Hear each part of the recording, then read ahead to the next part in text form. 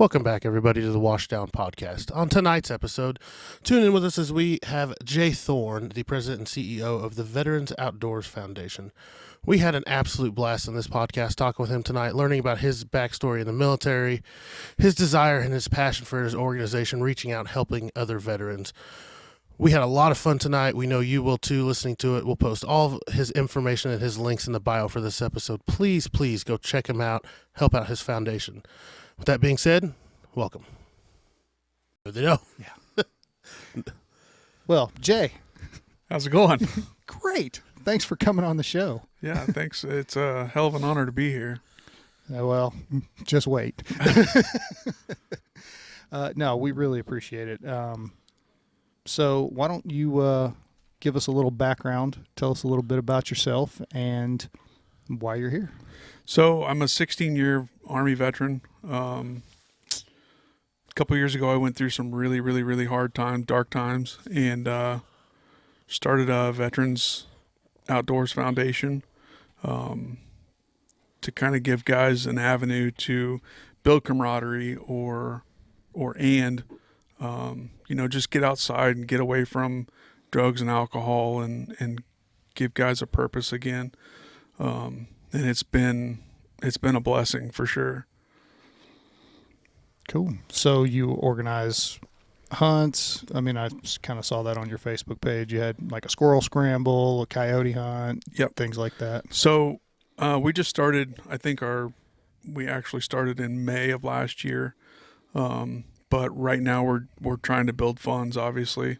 So we've done a coyote tournament and a squirrel scramble. We have a 3D archery tournament coming up, and then a skeet tournament coming up as well. And those are kind of threefold, if you will. We're building, trying to make money, basically, getting our name out there, and then we try to do a veterans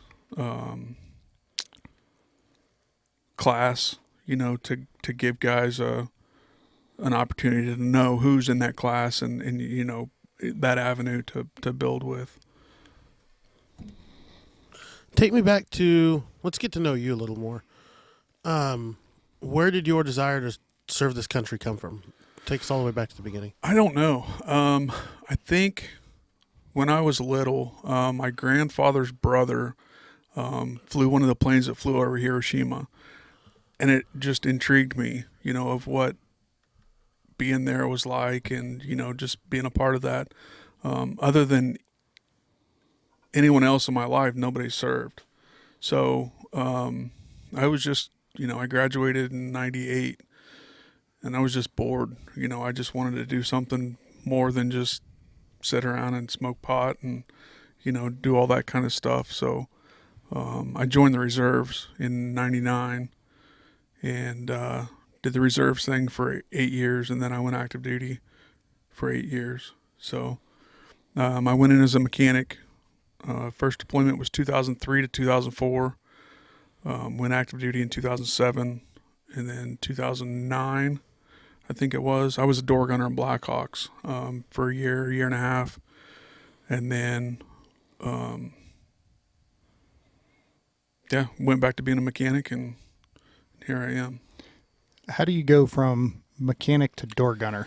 So I was in a... It doesn't seem like a lateral move. No, it's not. It's not. So I was in a aviation brigade in Germany. And when they do like a gear up for deployment, they have, 10 helicopters and 10 crew chiefs. So during wartime, they have to have 4 people in the aircraft to man it. So there's 2 pilots and then 2 crew members, if you will. And so in order to get those, they ask for volunteers, and you have to go through the rigmarole of, physicals and mental health and all that, and get through all that. And then they start training you, and it's a very extensive training process, and then you get turned loose. So that was by far my favorite time in the military was flying. Those guys are different. We flew with a Fulberg Colonel, which was, I think he was a Southwest Airlines pilot, but as soon as the rotors turned on, he was like, "Look, my name's John. Don't address me as sir. I'm not a colonel. I'm John. I'm relying on you guys to save my ass, as just like you guys are relying on me to save your ass." So it's a very, very tight knit brotherhood, and I think that's a lot of kind of where my desire to continue serving came from, is because the aviation community, they're just so tight knit, and it's amazing. It really is. You came in '99. Our armed forces has changed almost tenfold since then. Absolutely. And you've been a part of that. Walk me through that, because obviously you had a couple of years until 9/11, and that completely changed the country's outlook on a lot of things. What was that like while serving? It was kind of scary, the unknown of, what the hell are we going to do now? Because since between 9/11, before 9/11, was Desert Storm. So, I don't know how old you guys are, but I remember watching that on the news, and it was just like, holy cow, this is live, So I think everybody kind of knew what was going to happen, but everybody really didn't know what was going to happen, the extent of it. So yeah, 2011 kicked off, and I was in a reserve unit in Gardner, and we got orders on, I want to say it was January, February, to activate, and we got sent to Fort Riley for 6 months, I think it was. And it was just, we had no idea what we were doing or where we were going. And then we ended up going to Kuwait to help liberate Iraq from Saddam Hussein. So that was, we were just kids then. We didn't know what the hell we were doing, and so we, through that process, 2003 to 2004, it was like the Wild West. I mean, we were trading parts to keep vehicles running, and trading parts for soda or candy bars or whatever, because there wasn't places to get snack food or comforts from home. So then my second deployment, which was 6 years later. So my first deployment, I was in a transportation company, and I was in a contact truck, which is kind of like a mechanic's truck, just following the convoy around, and we'd pick up stuff at the port and then take it wherever it had to go throughout Iraq. And you see a lot of bad shit, but it's different. It's just, being young and naive, you don't really take everything in. And then my second deployment, as a door gunner, I got to fly over all those places that I was at, and it was like, holy shit, like everything gets put into perspective. We were on a mission, I don't remember what month it was or whatever, but we were on a special forces mission, and it was really, really tense, and nobody really knew what was going on. But we went out, we did the mission. They told us to keep our heads on a swivel, and it was very dangerous and all that, and got done, and everything went off without a hitch. And then we get back to the DFAC to eat midnight chow, and Fox News is on, and on the news is that the American troops took down the number one IED maker in Iraq. And it was like, holy shit, I was just a part of that, and it was like, man, like that just, it's like a light bulb then, because everything, I'm here for a purpose. I'm not here for, like I said, in 03 and 04 with Saddam, you see for yourself, like the shit that those people were living through, and pardon my French, but it just, oh my God, just the difference between the way we live and the things that we take for granted, So I know that was a long-winded question, or a long-winded answer to a question, but yeah, the military's changed a lot. Something that I remember hearing some people say is we were pulling out of Afghanistan a few months back. Was it a different generation of soldiers, and in fact, some of them weren't even born when you guys were you went into this. Obviously, through your organization now, I'm sure you're seeing younger and younger veterans. How is that? Is it relatable? Is it not relatable? Like, it's so different from when you were there, but it's still the same shit. It is. So, I mean, we have guys that are, not quite Vietnam vets. And then we have some guys that are still serving, that are a big part of our organization, to give us insight and kind of tell us what's going on. And they're kind of our pulse, if you will, to see what guys want, what I can do to help, facilitate that, or, even, talk to people, or, throw the nonprofit out there and see, because a lot of people want to help. They just don't know how to help, so that's where I come in, is if somebody's, hey, I want to do this. Okay, well, let me get on Facebook. Facebook's amazing for that, and you start reaching out to people, and you find, in that community, there's 100 of those people. So one of those 100 people are more than willing to help, so it's good and it's bad.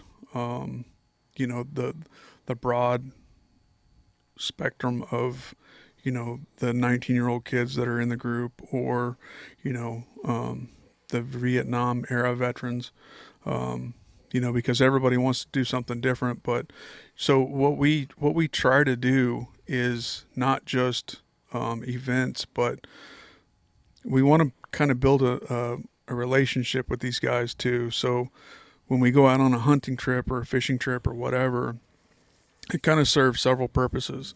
So if a guy, grew up hunting with his grandpa, and they went turkey hunting, 40 years ago or whatever, and they've never had the opportunity to go turkey hunting since, it's something that kind of reminds them of their grandpa and their time and all that. So what we're trying to do is raise money to get leases and stuff, so that these guys can go out and hunt and fish, and hell, if it's throwing a football around or whatever, it's just something outdoors. But I feel like I'm rambling. No, not at all.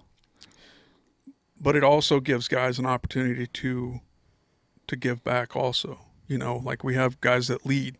That's all they want to do. They don't want to be in charge of anything. They don't want any responsibility. But when it comes to, taking guys out and teaching them, this is what you're looking for. The wind's blowing out of this direction, so you want to make sure that you're up here.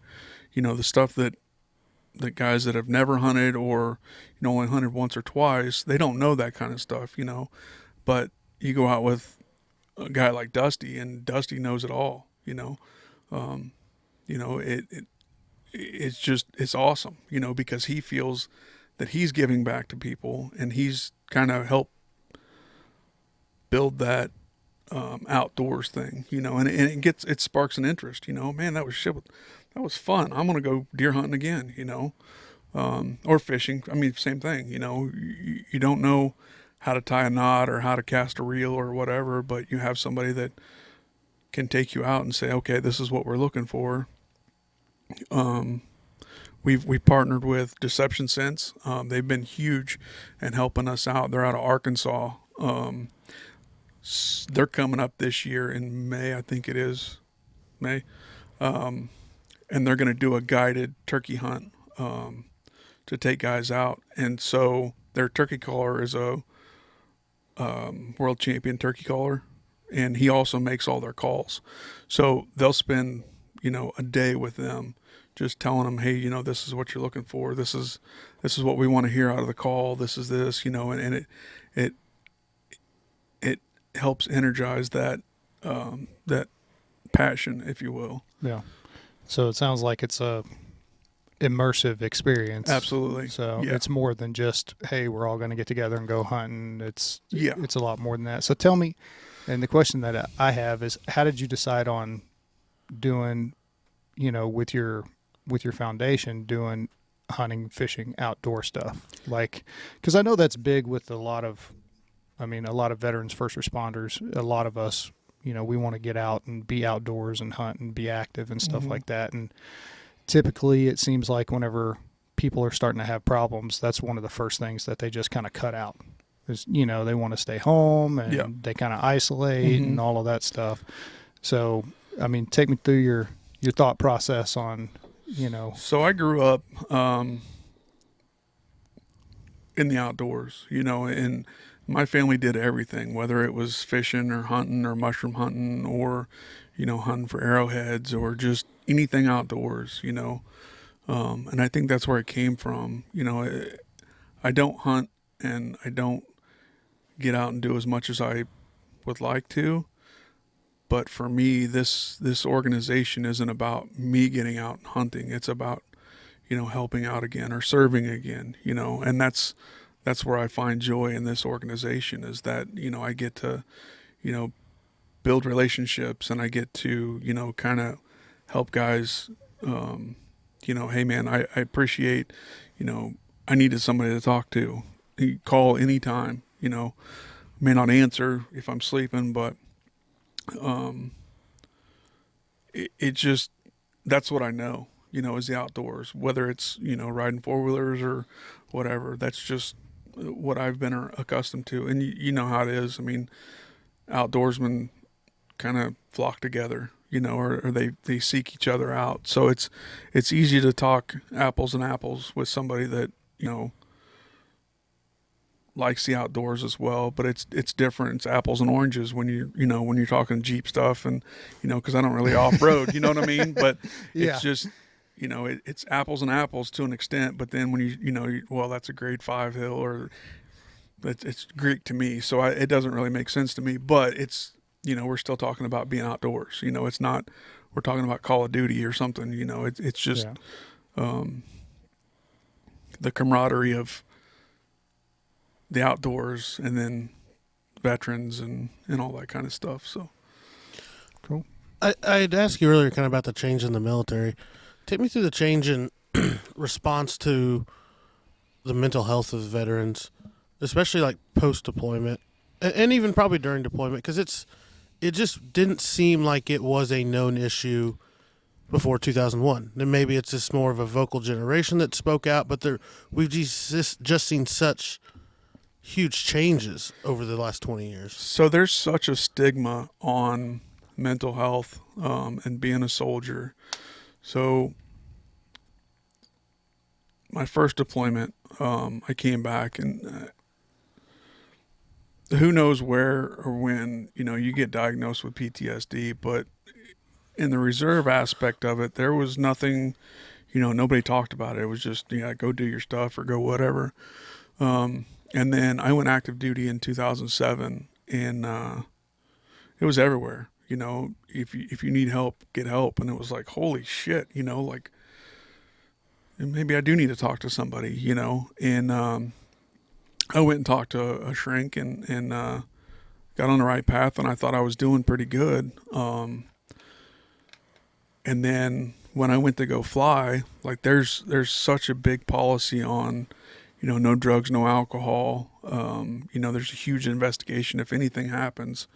So I quit taking my medicine and just started this downward spiral and, again, reached out for help, and I was grounded, you know, and that was, you know, well, we got to put you on this medicine. So, you know, you can't do what you want to do. Well, that kind of sucks, you know, because I'm trying to get help, but now you're punishing me for getting help. You know what I mean? Yeah. So that was tough. And even, you know, as I grew in the ranks, you know, you have soldiers that you know something's not right, you know, and you know that, like, hey, look, man, I need you to just sit down and shut up and you need to go get some help, you know, and it's a lot more prevalent now than it was when I got out anyways. I can't speak on now. But when I got out, it was a lot more prevalent. You know, it was okay to go, you know, seek help or you know, kind of talk to people. But that's the kind of leader that I wanted to be was, you know, I'm not going to yell and scream and holler at my guys. If you need to talk, you know, let's go outside and, you know, ranks off and let's get you through this, you know. So I think that a lot of it comes with your upbringing and how you conduct yourself. But back to your original question. Sorry, I keep rambling and I keep catching myself like halfway through it. But yeah, like when the war first started, or from my perspective in 2003, there wasn't a such thing as mental health. And then, I think with as crazy as everything was, and it started becoming okay, it became easier and easier to have access, even on when I was in Germany, they'd run you can get German TV over there, or they run free TV, which is, they call it AFN, Armed Forces Network, and they would run commercials on, hey, if you're are you irritable, are you this, are you that, well, you might have this or you might have that, go talk to somebody. And that helped a lot, just, oh, that's kind of cool. I never knew about that. Did you? Yeah. What, the Armed Forces Network? Like the commercials and stuff like that. I just never. Oh, no. I didn't know about the commercials. I knew about the network, but. Yeah, so it's a, like there's a military job for journalism and all that kind of stuff. So they do the commercials, and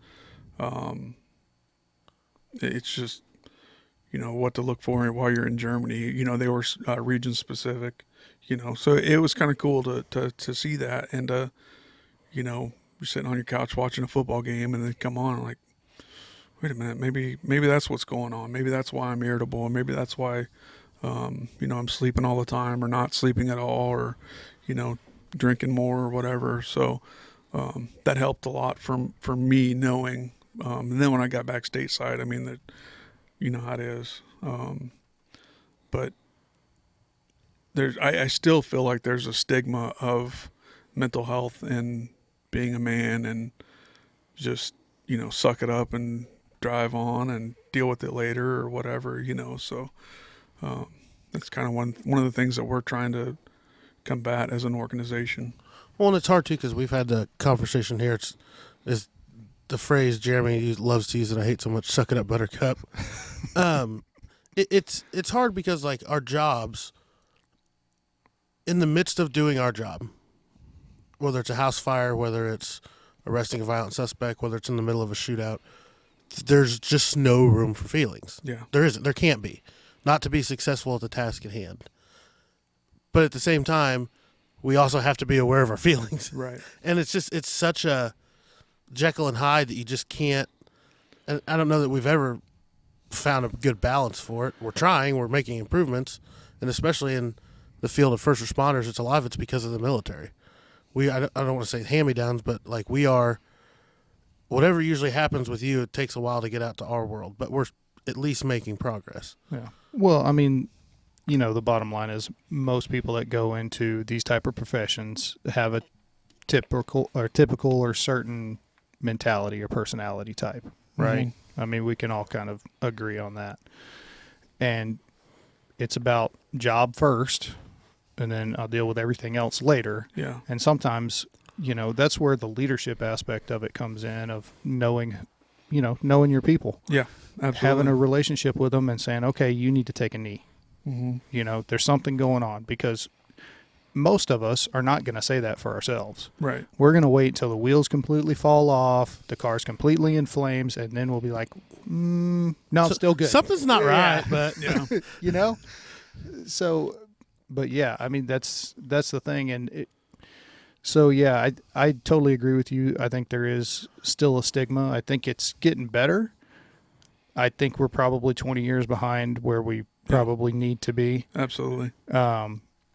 But, that's whenever we talk about leadership all the time. And I think that's one of the big things that we really kind of need to harp on and focus on, is for leaders out there, get to know your people. Yeah. And don't be afraid. Now, and I understand that's a fine line to cross. Absolutely. Depending on what organization you're working with, you have different rules and all that stuff. But, I mean, at the end of the day, you're talking about somebody's well-being. Yeah. Their, not only their mental health, but potentially their life. Yeah.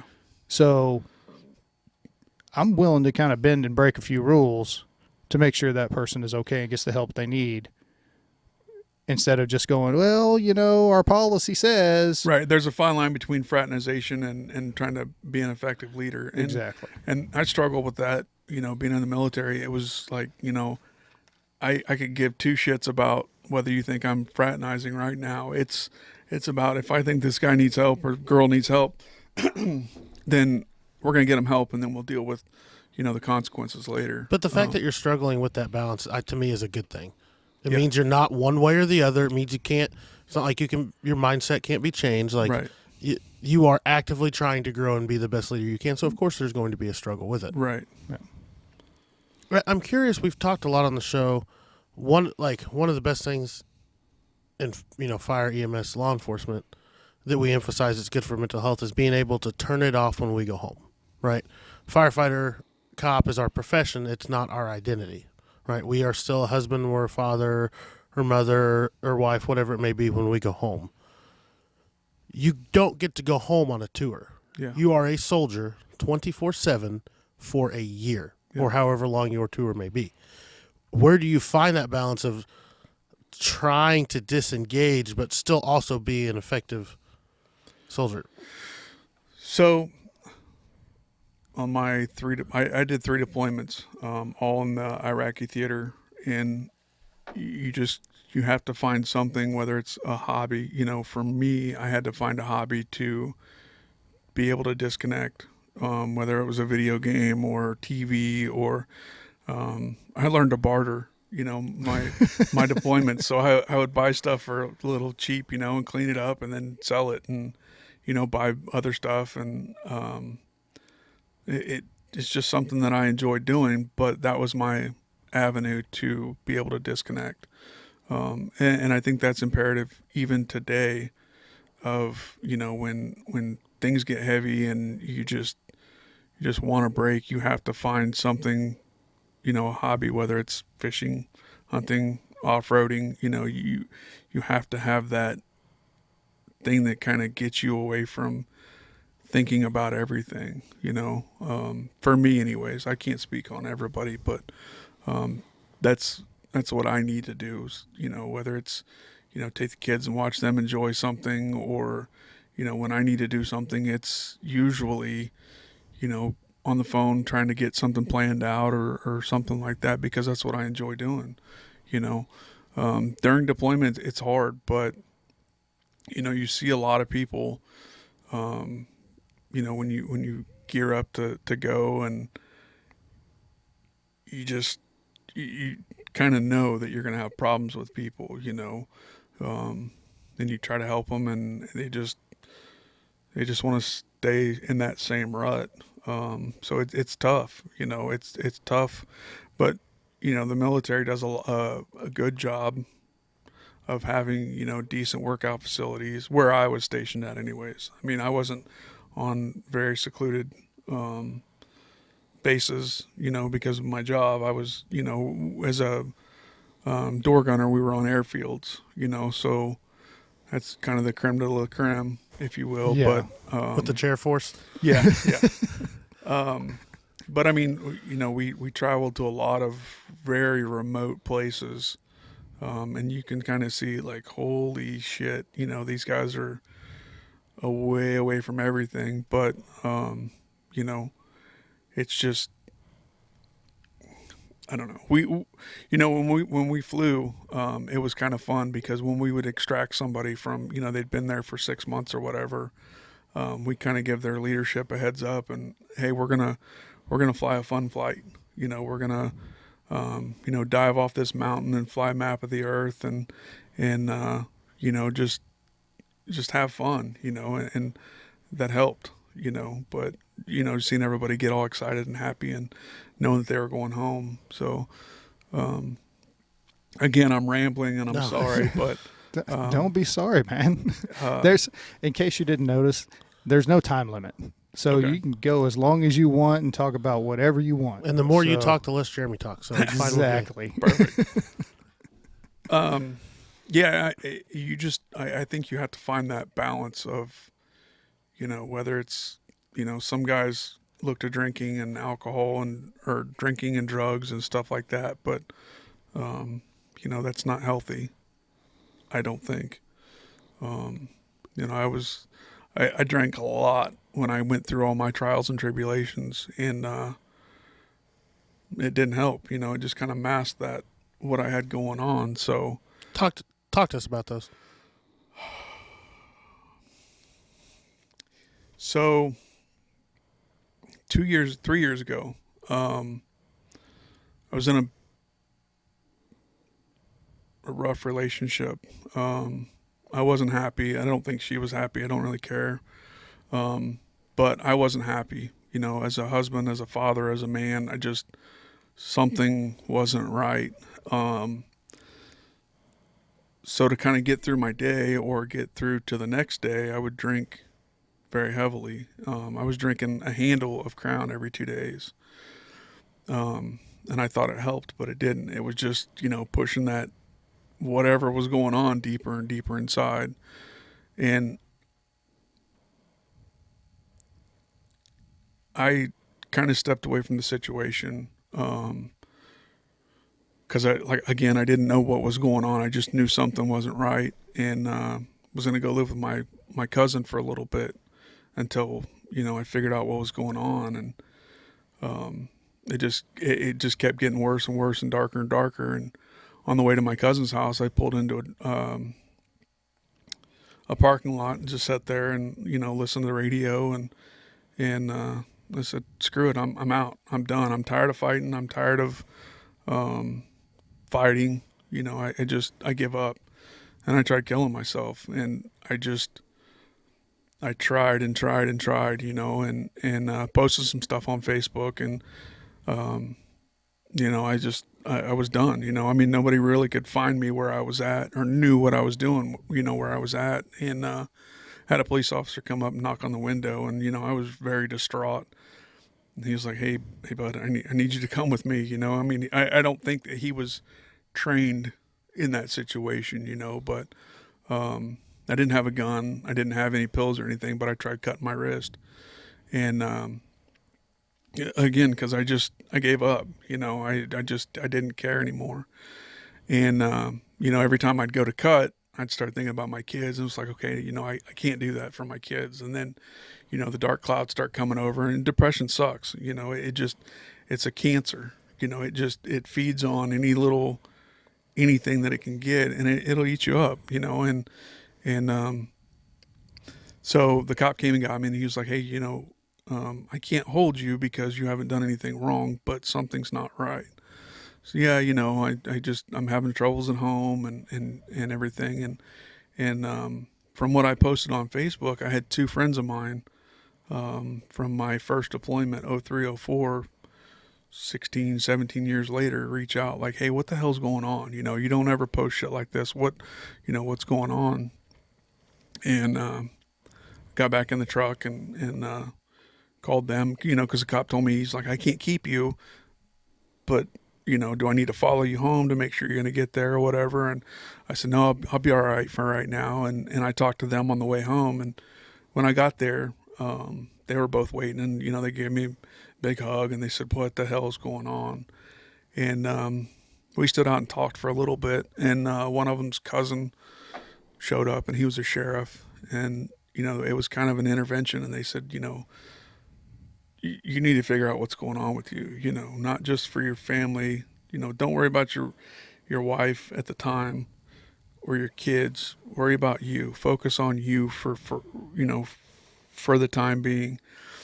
And I did, and I went and checked myself into Topeka and was there for, I think, 7 or 8 days. And they found out that the medicine that I was on was giving me an adverse reaction. And it was just, kind of a plethora of of issues, not being happy in my marriage, and, drinking, heavily and stuff. So especially Canadian whiskey. Come on, man. Yeah. Mine was Bushmills. So Okay. yeah, I was drinking about the same amount of Bushmills every day I was off. So it's tough. So,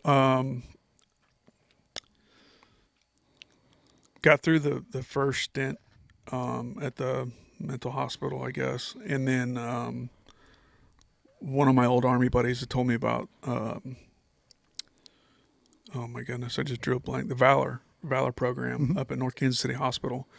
And went up there and was trying to get into that program because he was like a patient liaison or whatever. And the VA denied my claim, and I was like, hell with it, I'm out. Well, 2 days before, I think it was 2 days before I was supposed to get into the Valor program, I called to talk to my kids, and my ex-father-in-law was like, I can't bring the kids up today because your wife filed a restraining order against you, and so you can't talk to her or the kids. I'm like, I'm here trying to get help, like, well, what the hell are we doing? So, that kind of added to everything. And it was dark, dark. And then, so I went to go live with my cousin, and I just wanted to lay around and feel sorry for myself, and that's where I met my current wife. Is she wouldn't let me just kind of waller in it. It was, stop feeling sorry for yourself, get up, and you have to keep moving. You don't have to move fast. You just have to keep moving, and for me, that's what I needed, was somebody to push me, just come on, you have to get up. You have to go to work, come home, then we'll talk, and it built this, confidence in myself, of just, I can do this, it's bad, but it could be worse, and so my ex and I got divorced, and then 6 months later, my wife and I got married, and it's been awesome. It's been everything that I was wanting as a man, just having that, that push and the drive and the reason, to want to get up and go to work and to do good things, and that I didn't have that before, Yeah. Here come the hard questions. Now, kind of being removed from it, improving, growing from it, looking at it with more of a bird's eye view. After 3 deployments, what had you not worked on? Me. It wasn't about me. It was about, just kind of taking myself for granted, dealing with everybody else, but not,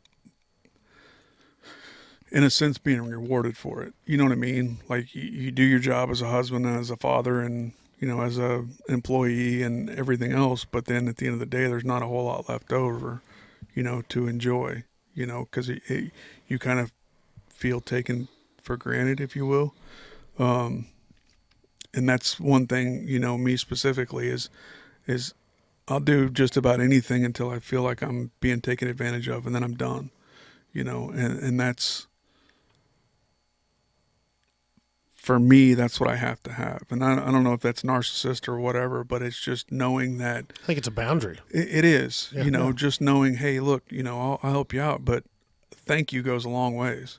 If you just expect me to continually bend over backwards and do everything, but not show appreciation, then I'm done with you, and yeah, that's a good point. I never really thought about it as being a boundary, but that's exactly what it is, I mean, it's a self-worth boundary, really. More people need that boundary. Yeah, absolutely. So, yeah. And I totally agree with you. I mean, having a hobby or something for yourself, there's nothing wrong with that. And it goes a long way for being able to de-stress and really kind of, I don't know, I don't want to say withdraw, but to be able to mute everything else and focus on yourself and do something just for yourself. Yeah. And there's nothing wrong with that. Now, where you cross the line is if you're like, okay, peace out, family. I'm going to be gone for, every weekend because I'm going hunting or fishing or, jeeping or whatever the case may be, right. Then that's an issue. But if it's like, no, I'm going to take these 2 hours for myself. And then after that, it's family time, whatever, then yeah, I think more people need to do that. Absolutely. So, and then, one of the things that I wanted to kind of talk about, point out or whatever, throw my 2 cents in on, the whole, the depression, dark cloud that you were talking about and stuff. And then, people go through that, and I've said it before, probably ad nauseum, and you're probably tired of hearing it, but the brain will sit there and tell you that you're the only one that has ever felt this way, and you're all alone, and this and that and the other thing. You got to reach out. Yeah. Which you did, which was great.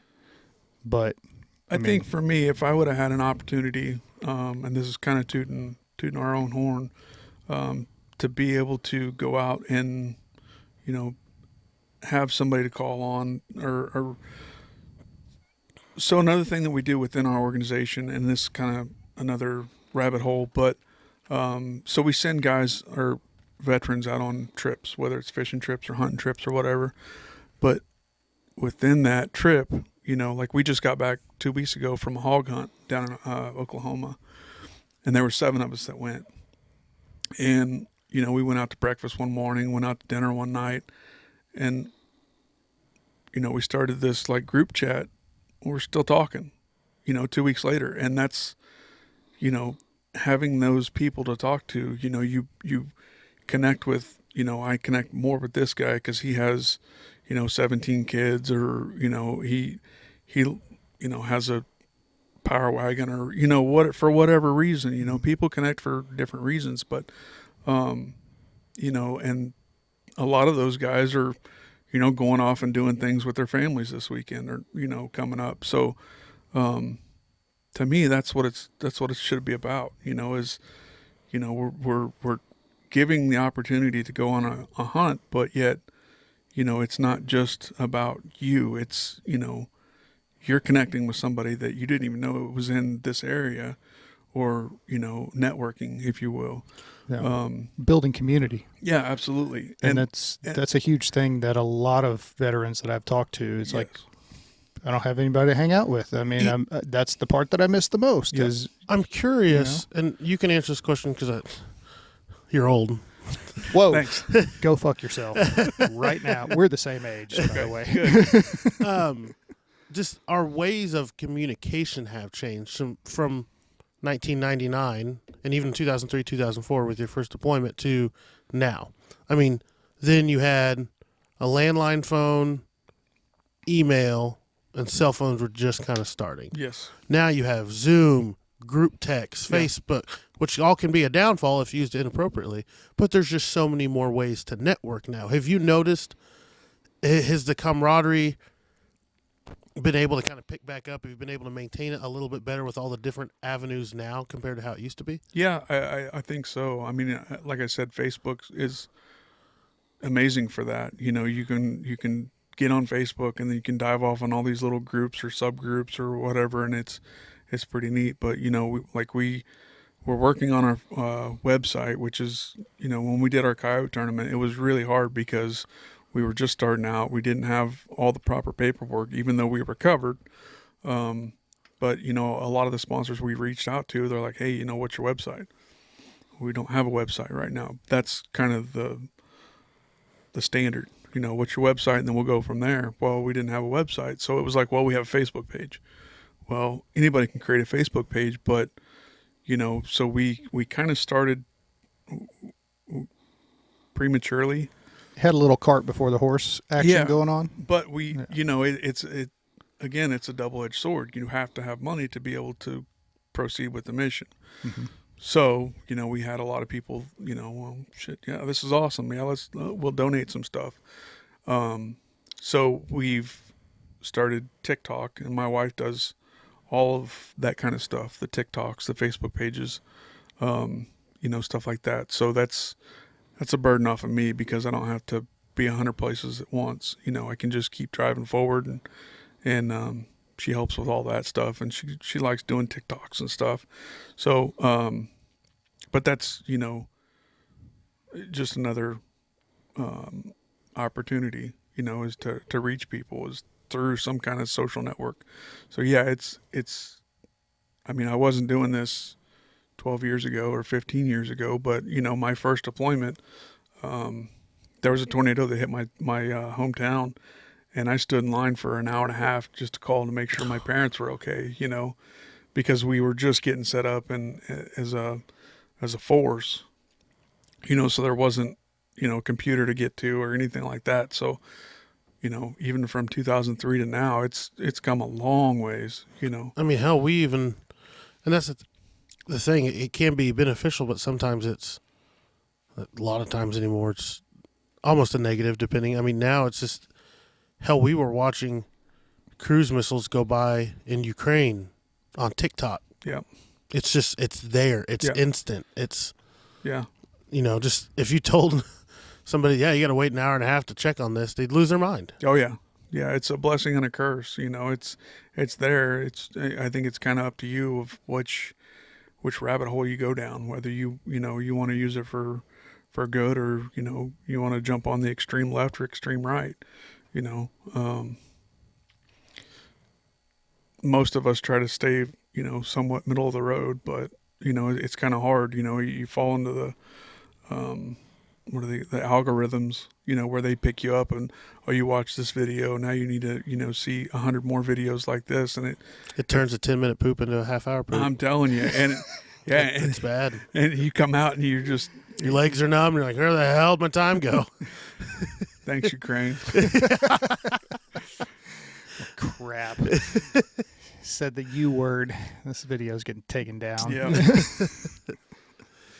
But yeah, it is interesting in that aspect. And to hear you say it, it's something I never thought about. It's crazy. Like in the firehouse, you hear the old guys talk about how, we would use the circuit line to talk to wives or stuff like that. Now we can just, it's in the palm of your hand. It's a completely different way of doing things. Well, we've never been more connected, but disconnected, less social than, That's no kidding. Yeah. Well, I think it's you're starting to see problems because of it. I mean, and I'm sure you see it especially with the younger people, that come out to your events and stuff. I mean, how hard is it for them to hold a conversation? Very tough. Yeah. So, I mean, and I see that even, at the firehouse, like you said, working with brand new people that just come on, you got to say something that's going to hold their attention for more than 5 seconds. Otherwise, they'll just walk away playing on their phone. Yeah. Yeah, I couldn't imagine that aspect of it. I didn't even think about that, but kind of thinking about the military side of it, like that would be really tough, because I know when I joined the military, we get letters in 10 minutes a week, like on Sundays, to call home and stuff. But, now in basic training, they have their phones and it's like, wow. Yeah. That still doesn't sit right with me. Yeah. And that resonates, when you say that is, wow, you wonder why we have ADD and ADHD and all that. But I mean, you can have whatever you want right now, in your phone. So, or next day with Amazon Prime delivery. Yeah. Well, I mean, and think about it. If you want to go down that rabbit hole for a second, so think about it. So the first video platform we could say was YouTube, right? Mm-hmm. So think about the videos that would post. They would be 5 minutes, 10 minutes, whatever. And then it starts to get cut down and cut down and cut down until finally you have TikTok, which what's the average video length on TikTok? A minute, if that. Yeah, 30 seconds. And then you're on to the next one. Mm-hmm. So that's all they're trying to hold people's attention for. And it could be something completely different. Yeah. I even remember when I would take marketing classes for social media marketing back in college.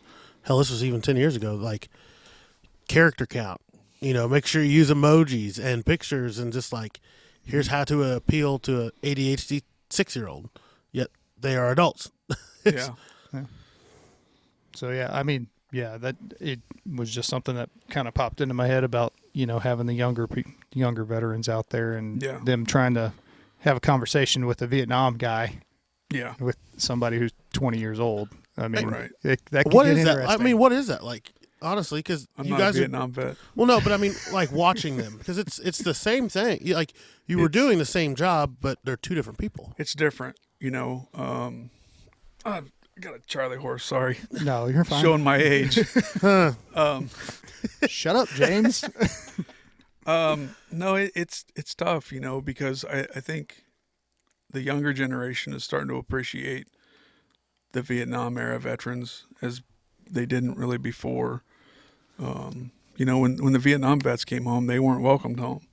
So that's something that we try in our platforms is anytime we talk about Vietnam, it's welcome home. Or if we see a vet outside, I'll not as much as I should, but if they're wearing a Vietnam era hat, it's, hey, thanks for your service, welcome home, and that means the world to them, because when they came home, they were spit on and everything else. Well, now you have entitlement, that sucks, because the younger generation seems like they're entitled to everything, whether it's a discount because they're a veteran or, you owe me because I went to war for you. No, it's not like that, so it's tough, the older generation, they get off my lawn, and leave me alone and don't talk to me. And that's how I deal with things, where the younger generation seems to be more in your face and, tell you about it, where the older generation didn't talk about that kind of thing. So, back then they called it shell shock. Well, now we call it PTSD, so it is kind of, I don't want to say neat, but to see, the younger generation of veterans obviously look up to older veterans, but I don't think we do enough for Vietnam era and prior. I'll have to send you guys my story that I wrote kind of when I was going through my dark ages, but my first couple times going to the VA in Kansas City,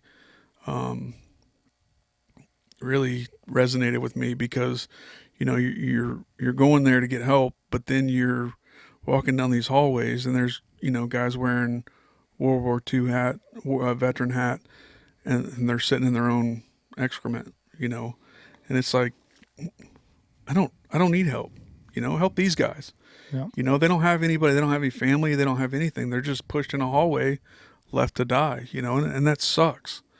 But, what do? Do you go up and grab a nurse and, fight that fight by yourself? I mean, it just kind of sucks, So now, when you go in there, it's just pull your hat down, you go do your stuff and you get out, but you struggle with that, like that's not what I want to do. That's not how I want to be seen. I want to have my voice heard, get this guy some help, So, I think as we evolve, through, it's a blessing and a curse, like we said, with, information and stuff that's out there, but yet, you can use it for the good. You can, okay, well, how can I help these guys? Well, tell them welcome home. Start there, and then, maybe they'll appreciate that, and kind of open up a little bit. But most Vietnam era veterans and prior, like they don't talk about, like they pretty much have to tell you that they were military, or you can kind of pick up by their demeanor, to even know that they were a veteran. So it's tough, it's real tough. Yeah. I never even thought about I just never even took that into account. Yeah. Just seeing the older veterans like that, because yeah, it sucks, man. Like it sucks really bad to go up there. I hate going to the VA because of that, and I mean, you guys watch the news and stuff. It's more about, it's racist this or racist that, but it's not.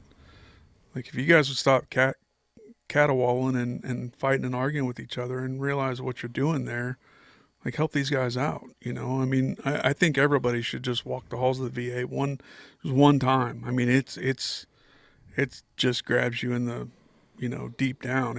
It sucks. It absolutely sucks.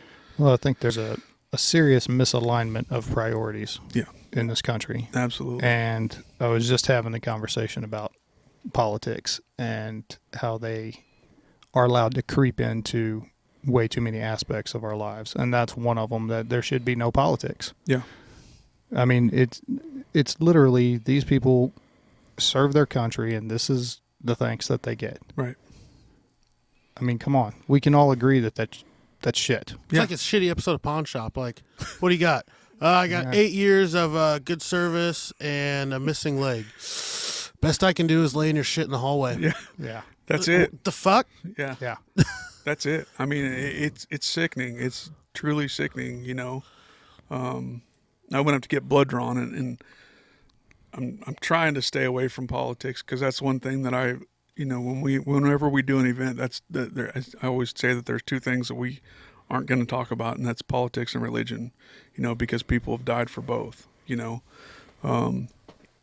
but I went to go get blood drawn for something. I don't even remember what it was for, but went into the lab. There's, I was the only one in there, and the lab tech's on the phone planning a birthday party on a government line, and it's like, I sat there for 35 minutes. It's like, I took a number, just waiting on my number to get called. She hangs up the phone, planning it with her mom or somebody, and gets off. She's like, okay, number 43.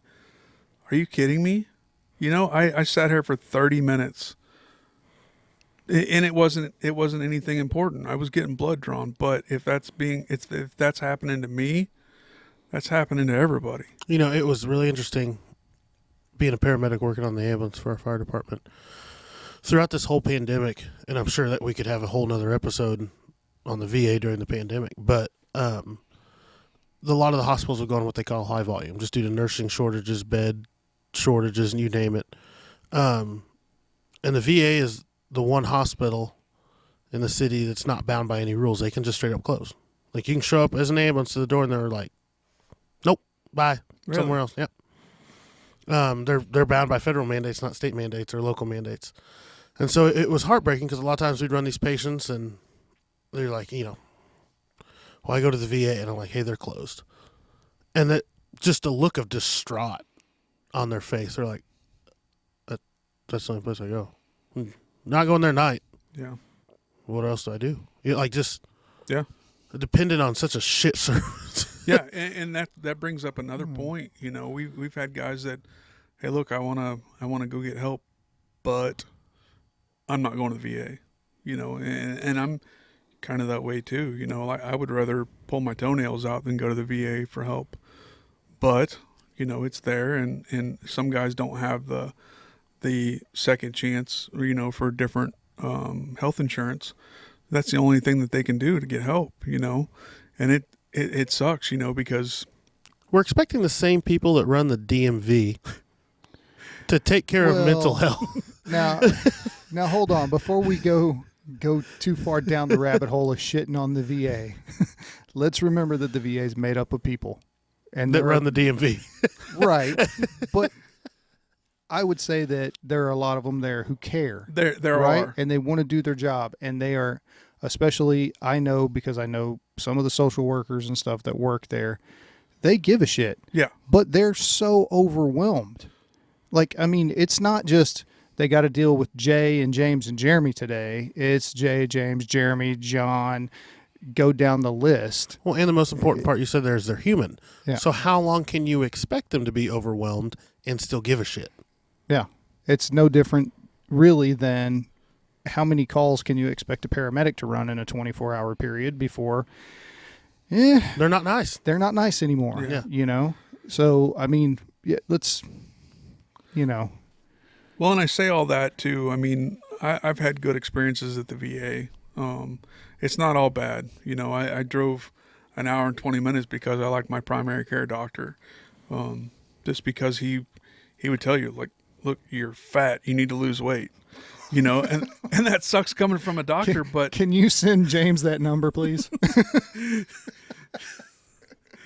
But I mean, that's what I needed to hear, like, hey, you need to lose 10 pounds. Lose 10 pounds and then we'll talk, and it again, it sucks, but, a civilian doctor's not going to tell you that. They're just going to tell you, hey, yeah, come on back in a week or two, and I can just imagine, like, what were you before your doctor? Drill sergeant. That fucking makes sense. Yeah. Hey, Like, what would you do if your doctor walked in a drill sergeant hat and you're like, oh, fuck. Yeah. Start doing push-ups. Yeah. yeah. You're going to lose it today. Yes, doctor.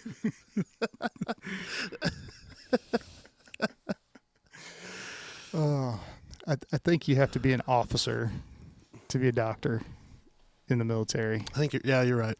So Do you have to be an officer to be a nurse? Or is that an enlisted position? No, I think it's an enlisted position. Okay. Yeah. But I do. You should make a meme of that. Maybe send it to Angry Cops. Yeah. Are you familiar with Angry Cops on YouTube? No. He's a cop, but he was also in the military. He was a drill instructor for a little while, and he does a lot of cool videos. He's very sarcastic and just what you would expect a drill instructor. He has an awesome knife hand. That's awesome. I'll have to look it up. Look it up. You will laugh your ass off. I bet. I had a buddy in high school. He's a year older than me, and he just good kid. We'd all drink on the bridge on a Saturday night. Just normal rural high school kid. Went in the Marine Corps. Was great for him. Became a drill sergeant, and then I hung out with him again. And I was just like, "Who the fuck are you?" Yeah. And it literally, he's like, "Listen." I'm like, "No, put it down. Put it down now." But he's a great dude. Like, give the shirt off his back, but it's just, you can tell he was a Marine drill sergeant. Yeah. Apparently that just doesn't leave you. You have heard the saying, once a Marine, always a Marine. Yeah, but then once a drill sergeant, it's just... Yeah, I think that's a whole nother level up. One of my grandfathers was a Marine, and you could tell. He thought he had a freaking 2x4 up against his back everywhere he went. Yeah. I don't think I ever saw him slope his shoulders or anything. It's really funny watching a group of guys, because it's not like CrossFit, right? CrossFit, somebody else does CrossFit in the first 30 seconds. Yeah, don't. But Marines aren't the same way. And I've seen groups of friends, and they'll just gravitate towards each other, and an hour later, they're like, "Oh, you're a Marine, me too." And I'm like, is it in the air or the water? How'd you get? They just gravitate towards each other without even knowing. It's funny to watch. Oh, they know. They're just playing it cool. Right. You can tell them 1,000 yards away, man. So what do you guys have coming up with Veterans Outdoor Foundation? So we're currently working on a bow fishing trip, down in Branson. I think that's May 14th. And then May 22nd, we have a 3D archery tournament. We're doing belt buckles for awards with that. That's going to be out in Topeka. And then we have the trap shoot coming up. We're just trying to grow, and build those relationships. What do you guys need? For those that are listening that want to help out, what do you need? You name it. So what our main focus is trying to secure leases, and what I would like to do is get a 5-year lease, or a long-term lease, so that we can start putting in food plots, or, we can have a little section of it that's a garden, and if you want to go out and garden, or you just want to go walk a trail on this lease, go walk a trail on the lease, or you want to, I don't want to have just a lease just for, we're only going to do turkey hunting here, or we're only going to do deer hunting during rifle season. We've been trying to find a couple places. It kind of sucks because we're young, we're in the infancy stage of our organization, where we want to be nationwide, but you get contacted from North Carolina. It's like, well, shit, I got to work tomorrow. I can't just come out there, but I think for right now, that's the biggest thing that it's kind of plaguing us is leases and just opportunities. If we have a place, that, is a paintball field, and they want to do they want to donate a day to have everybody out, just something, anything outdoors, whether it's barbecue, have a barbecue tournament, or just, a big field where everybody can kind of get together and just light a bonfire and tell stories and, whatever. It just, anything that we can do to get these guys out, and everybody has their own ticks of what they like to do or what they would like to do or something that they would like to try. So that's why I say, paintball or disc golf's huge now. We've talked about doing a golf tournament, but that's very expensive. That's a different tax bracket, if you will, for us. We just don't have that kind of money. But to get it to corporate sponsors and stuff like that, that's kind of what you need to do. But I would just ask for anybody that wants to help out, whether it's volunteer or just wants to see more what we're about or trying to get involved. Find us on Facebook. Our website should be up here soon. TikTok, phone, any way you can reach out. The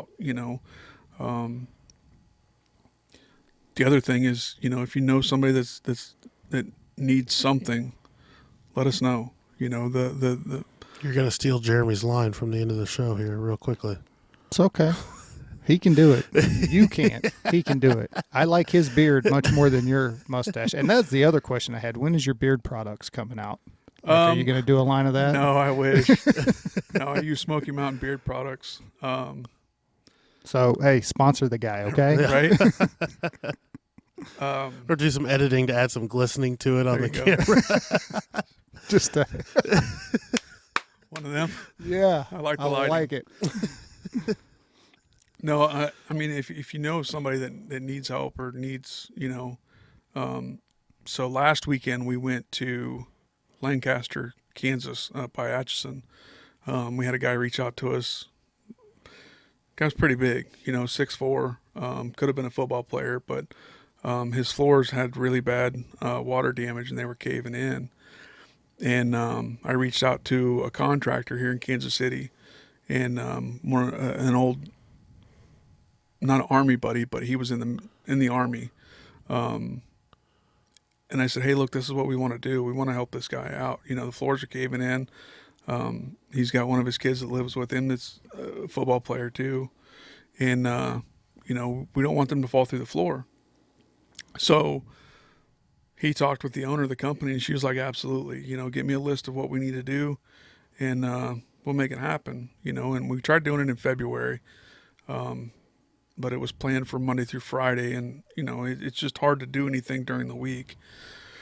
So we pushed it back to last weekend, or this past weekend, and we did it on Saturday and Sunday, and we were able to get it done. But they donated every bit of the material, the flooring, everything.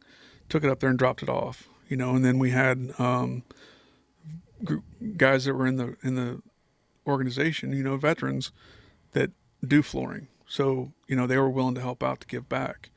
And so, in 2 days' time, I think we figured it up 240 man hours between Saturday and Sunday. There was 4 on Saturday and 3 on Sunday. And then one of the guys brought his son, he was a huge help. He'd run and get stuff, and everywhere he was going, he was running. So it was, it was kind of like Forrest Gump, like, hey, come on, go get us a screwdriver. Boom, he's right there. Like, holy cow, that was almost instantaneously. But, the look on that guy's face, he was almost in tears, because he was worried about his kids going through the floor or him falling through the floor or whatever, and we were able to take one room that was the worst and, tear it completely down and build it back up. And, it'll be there for years to come, but without, sponsors helping out, we couldn't have been able to do that. We could have promised it, but, we don't have the ability to just write a check to go get flooring and material stuff, but what we can do is post it up on our Facebook page. Hey, this is what we're going to do. Do we have any volunteers? Yeah, I'm not doing anything that day. I'll come out, So it's good to have, that platform where it gives people the opportunity to come out and help if they want, because like I said in the beginning is everybody wants to help. They just don't know how to help or where to help or what's more beneficial for everybody. So, and I've talked to him a couple times and he just, thank you. You're welcome, yeah.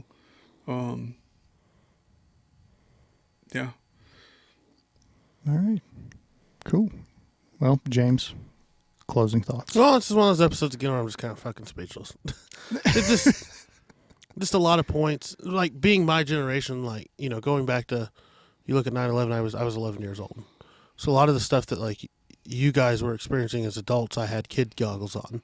And I got to see what more it was like, you hit 2008, 2009, 2010, where I'm starting to grow up, mature, use more technology. Now I'm starting to get a picture of it. So it's nice to actually just get a pre-me picture of just the thought processes and what was going on and just learn from it. Thank you so much for coming on. Yeah, thank you for having me on. This is awesome. We really appreciate it. Thank you for sharing your story. Oh yeah, it was good, man. I appreciate it. You want to do some closing thoughts? Like I said, I mean, if anybody needs help, that's a veteran that either wants to help volunteer or just needs help themselves. We've had guys that, didn't know where else to turn. The VA wasn't helping them. And again, I'm not bashing the VA by any means. But they just didn't know who to ask help from. That's what we're there for.